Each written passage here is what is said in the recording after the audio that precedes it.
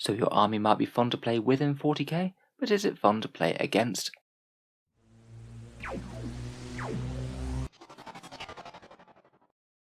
Hello and welcome back to Auspex Tactics for a bit more of a loose discussion sort of video where we're talking about the factors that make an army fun to play against on the tabletop. I'm sure everyone's had some games that have felt really dynamic and engaging, and some games that have just felt like a bit more of a slog and more like hard work. I wanted to explore some of the factors that might lead into that. To start with though, I would like to mention some fairly obvious caveats. 40k is a really diverse hobby, people enjoy the game in all sorts of different ways. You might be more of a competitive or casual player, and you might enjoy the narrative and story more, or be a bit more rules driven and game interactions. Different players might react very differently to the same army that they're playing against. I'd hope that competitive players wouldn't mind too much if they're playing against very cheesy lists, as that's kind of the whole point of competitive play. Where that might not go down quite so well if you're turning up to a bit more of a friendly game, and your opponent wasn't prepared for that sort of thing. There are all sorts of personal reasons why people might enjoy playing different armies, so these are just some of my own thoughts and the common opinions that I've seen on the internet. Myself, I'm generally happy to play against more or less whatever, and I think basically any army in 40k can be fun to play against in the right circumstances. First of all, I thought we'd just start with modelling and theme of the army. In general, it's a bit more of a treat to play against a fully painted, cool looking army, as opposed to a grey tide of plastic. It's just a little bit more immersive and more of a visual treat when you're playing. Usually it's kind of polite to be WYSIWYG where you can, with what you see, what you get on each model. Say if a model is armed with a certain special weapon, then it represents that special weapon. I think most people, myself included, won't mind the occasional proxy if it's something simple, just saying all of these orc boys are armed with shooters for this game. But it can get a bit annoying if people are proxying things all over the place, and you start to forget exactly what is armed with what, or it's not very clearly explained at the start of the game. I think it generally adds something to be playing against a force that feels like it could be a proper army in 40k. I know it's very subjective and people might have very different ideas as to what constitutes a reasonable looking army within the lore of 40k, but generally single discrete armies that have some troops in an HQ and a few things that look like actual battlefield formations, as opposed to a whole bunch of individual allied units from 3 different codexes, spamming some very weird and niche units that would likely never be found together. Certainly nothing wrong with that in competitive play, but I think you do get bonus points for having something that looks like an actual army. Before we get into actual rules interactions, I would say that the way that you play an army and your interactions over the tabletop are possibly more important than the army that you bring itself.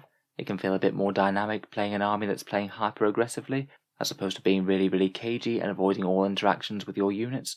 But whatever army you're playing, I think that the game experience can be improved quite a lot if you're playing against someone who's got good etiquette in game, doesn't try and take any liberties with the rules, and has a fairly engaging attitude, so it's more of a social interaction, as opposed to just literally being focused on the game and rolling the dice to see whether your model soldiers win. Now let's talk a bit about the model rules and how they can potentially make an army feel better or worse to play against. Firstly, I would say that in general it's going to be less satisfying to play a game if there's a massive disparity between how strong the armies are in game. Most of the time people generally like to win, and if you go into a game thinking there's absolutely no hope of that whatsoever, it's going to be a bit less fun for that player. In general, people tend to find it more fun to play against an army with plenty of mid-tier options, as opposed to just literally playing against all the latest cheese units. In a competitive situation, it's kind of expected that you take some really strong combos, but if you're playing a bit more of a casual game, one player's brought everything that's really strong, and one player's brought a lot more options that are kind of middle of the road in terms of power, they're probably going to have a bit worse of a time of it, and it might also be less fun for the player who is likely to win, as it's just a bit less satisfying in beating something that you didn't think was going to be a challenge in the first place. Aside from sheer army power level though, I think that people generally prefer to play against armies that have a good amount of interaction. When I say interaction, I'm talking about armies that will generally be trading blows with yours, hopefully on a more or less even playing field. A lot of competitive builds just aren't quite as fun to play against, as it makes sense to try and limit the opponent's options of interaction as much as possible. If you shut down your opponent's ability to make choices, then that's generally going to be a good thing for winning the game. It can be a bit of an issue for some entire factions as well. I know Tau aren't having the best time of it in 9th edition 40k with the way that the new missions work, but traditionally they've not had the best press online, just because they tend to win games by winning in the shooting phase and gunning the opponent's army off the board, and if they aren't able to achieve this, then it means that they'll likely lose the game. Don't get me wrong, I've got absolutely nothing against playing Tau, and at the moment they're one of the weaker factions in the game, but I think for a lot of people, playing against an army that only really functions properly in one phase will often be a bit less interesting than playing against armies that have both shooting and assault options. it's usually in the tower player's interest to try and make sure that melee never happens, which is going to be kind of at odds with anyone playing a melee army who really wants melee to happen, otherwise they aren't really going to get much use out of their units. Another cause of armies not really having any interaction could be skew lists, for example. Taking a lot of units of one type means that your opponent really doesn't have all that many options. One example from 8th edition could be Eldar Flyers, who had the ability to basically ignore all ground-based melee, and could even ignore quite a lot of enemy shooting in their heyday as well, due to having multiple -2 to hit modifiers. Really big Horde armies can also have this problem as well. The opponent doesn't really have any choice but to either shoot the Horde models or just charge them in combat. Not really the most interesting decision making, and it can make a lot of their units ineffective. Things like taking 100% heavy armor or Imperial Knights almost always make a bit of a skew game. They're a bit less effective in 9th edition missions, and you can still certainly win on missions against these armies, but in terms of actually killing them and fighting them, it really just becomes a test of how many anti-tank weapons you took in your army and was it enough to deal with them. Back in 8th edition, probably one of the least interactive lists was the Tower Riptide Castle.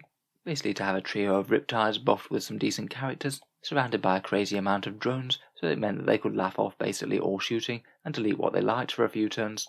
It certainly didn't win every game or anything, but having that build meant a lot of your units could be entirely useless or just be frustrated by killing nothing but shield drones all game long.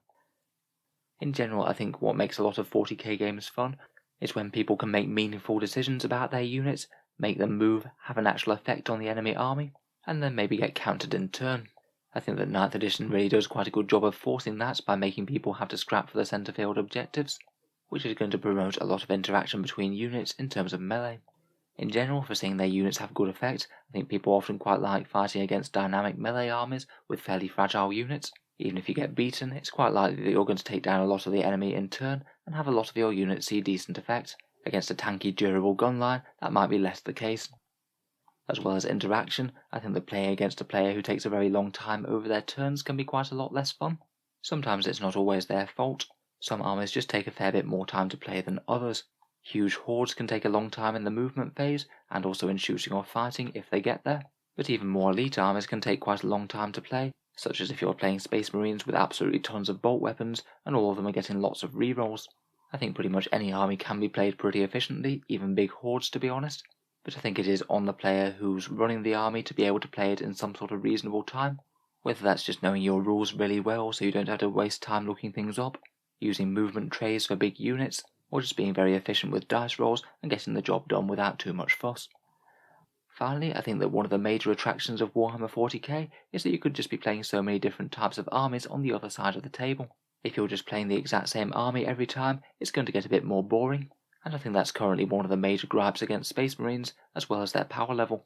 If you've played various flavours of Marines for the last 3 games, you're quite likely to want to play something different, just for new experiences and seeing more interesting interactions. I would also say that goes for skew lists as well. Maybe fighting a pure Astra Militarum tank force could be really interesting the first time, but if you're playing the exact same weird skew list every single week, then it's going to get a bit old, and you kind of know how the fight goes already.